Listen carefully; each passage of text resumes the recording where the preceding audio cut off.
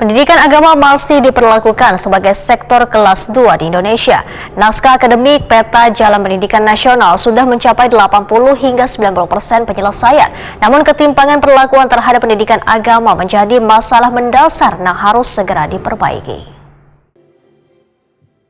Pendidikan agama masih diperlakukan sebagai sektor kelas 2 di Indonesia. Naskah akademik Peta Jalan Pendidikan Nasional sudah mencapai 80 hingga 90% penyelesaian. Namun ketimpangan perlakuan terhadap pendidikan agama menjadi masalah mendasar yang harus segera diperbaiki. Di level regional sangat jauh tertinggal. Guru agama kurang mendapat perhatian termasuk peserta didiknya, bahkan lembaganya terutama di tingkat bawah sangat jauh tertinggal.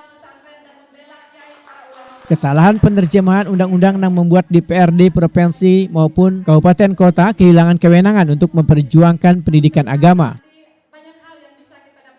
Ini dipedahkan Wakil Ketua DPR RI yang juga Ketua Dewan Pengurus Wilayah Partai Kebangkitan Bangsa Kalimantan Selatan, Dr. Cucun Ahmad Samsudijat MA, Wetakuni Prima TV usai forum ngopi bareng Bang Cucun yang menghadirkan tokoh politik, akademisi, aktivis Nahdlatul Ulama, mahasiswa hingga tokoh warga, anggota fraksi PKB DPRD Provinsi, Wan, Kabupaten Kota Kalimantan Selatan serta warga di Kedai 99 Jalan Yosudarso, Banjarmasin Barat, jelang tengah hari Sabtu 15 November 2025. Cucun Ahmad Samsudijat menyatakan pesantren kini memiliki payung hukum yang kuat melalui Undang-Undang Nomor 18 Tahun 2019 yang memungkinkan pendanaan berasal dari APBN maupun APBD.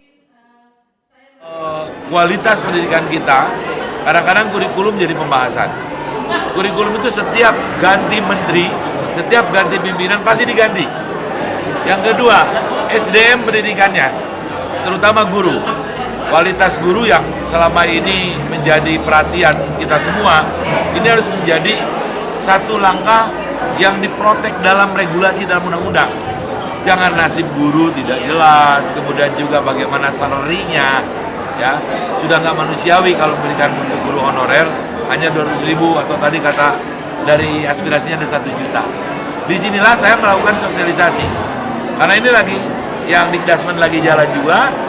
Dengan Dikdasmen dan Komisi 10, kami dengan Kementerian Agama ini jalan juga. Nanti kan ada kanalisasinya ketika mau usul inisiatif dibacakan harmonisasi di balik, pasti melalui meja saya sebagai pimpinan orkestra. Gitu. Pak itu berkaitan tadi dengan katakanlah guru agama guru yang di Kementerian Agama itu kayaknya terpinggirkan daripada guru yang itu ya yang paradigma yang sekarang terjadi, bukan hanya gurunya. Anak-anak didiknya atau lembaganya ini, kita ini seolah dibikin lembaga pendidikan atau institusi kelas berapa di bawah gitu. Nah ini nggak boleh. Nah ini harus ada keadilan, kesetaraan dalam pengakuan negara, keadilan negara terhadap lembaga pendidikan agama. Direktur Pendidikan Agama Islam Kemenak RI, Dr. Muhammad Munir SAGMA menyatakan akar persoalan terletak pada undang-undang yang membatasi kewenangan Kemenak dalam pengelolaan anggaran. Jika Kemenak diberikan hak setara dengan Kementerian Pendidikan, kesejahteraan guru agama, sarana prasarana dan kualitas pengelolaan pendidikan agama kadang akan kalah dengan pendidikan umum. Menurut Munir, meskipun APBN telah dialokasikan 20% untuk pendidikan, Kemenak belum pernah diajak duduk bersama dalam proses perencanaan, sehingga harus diperjuangkan agar pendidikan agama terlibat setara dalam semua kebijakan pendidikan nasional. Kan ada limit tadi ya, 50% dari anggaran kita itu Kementerian Agama sudah memperjuangkan agar diberikan hak yang sama, tapi tahu sendirilah ya. Di rule tadi ya? Nah, rule tadi yang tapi ternyata kan bukan 20% buat kita. Nyampur? Bukan nyampur lagi, nggak ada. Limited lah, limited aja. Maka dari itu, yang itu seandainya diberikan kewenangan terkait penganggaran juga tadi disamakan dengan teman-teman kita yang satu, pendidikan umum, saya pikir kesejahteraan guru, terkait bantuan sarana prasarana, pengelolaannya, insya Allah nggak kalah. Berarti itu yang diperjuangkan dari Bapak termasuk, tadi kan? Yang tadi yang maksudnya yang dibahas di Banlek tadi. Pendanaan, selama ini ada undang-undang yang 20% pendidikan, kita pengennya diajak duduk bersama Kementerian Agama terkait pembahasan 20% anggaran pendidikan. Selama ini belum pernah, hanya tiga kementerian, Dikdasmen, terus Bappenas dan Kementerian Keuangan. Maka kita perjuangkan agar Kementerian Agama diajak, karena juga ngelola pendidikan agama.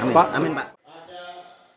Unsur pimpinan PKB Kalimantan Selatan Suripno Sumas menyatakan pendidikan agama Sulawesi ini masih dianggap prioritas kedua sehingga diperlukan penyusunan ulang peta jalan pendidikan agama dan pembentukan Direktorat Jenderal Pesantren untuk meningkatkan kualitas sumber daya manusia di sektor pendidikan keagamaan. Dari pertemuan ini kita berharap ada aturan, dan aturan ini sebagai penunjang dari dibentuknya Direktorat Jenderal Pesantren, sehingga dengan meningkatnya sumber daya manusia di bidang pendidikan agama, kita berharap mereka-mereka bisa menjadi masyarakat yang bermutu, yang harus kita nilai dengan keberhasilan.